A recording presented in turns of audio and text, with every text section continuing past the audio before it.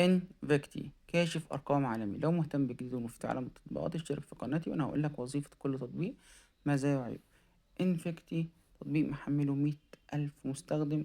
طبعا هو مبياخدش مبيجيبش أسماء من بيتهم، هو بيخش على جهات الاتصال بتاعتك فبيشوفك مسمي فلان باسم كذا وفلان باسم كذا وفلان باسم كذا.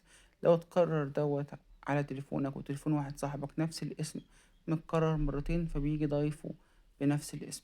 طب لو مش موجود خالص أي اسم ليه، زي ما انت مسمي أي رقم هتلاقيه متسمي عندك على انفيكتي.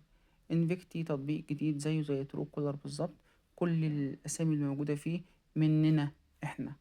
طبعا في أسماء ممكن تلاقي اسم واحد مثلا متسمي حسن الحرامي أو أشرف الحمار أو أي كلام زي كده. ممكن بقى أنت لما تخش على تطبيق زي دوت وتعمل تسمية لنفسك باسمك ويجيلك رقم أو رسالة على الرقم نفسه، فأنت كده بتغير اسمك اللي موجود على التطبيق نفسه لأنه بيبقى الرسالة جايلك على نفس الرقم، فالتطبيق بيبقى مجبر إن هو يغير اسمك على التطبيق.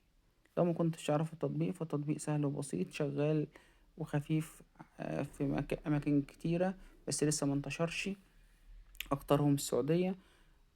تقدر تحمل التطبيق وتشوف الناس مسمينك ايه وتغير اسمك لو متسمي باسم مش كويس ولا حاجة. شير ولايك وسبسكرايب للقناة لو ما كنتش تعرف التطبيق.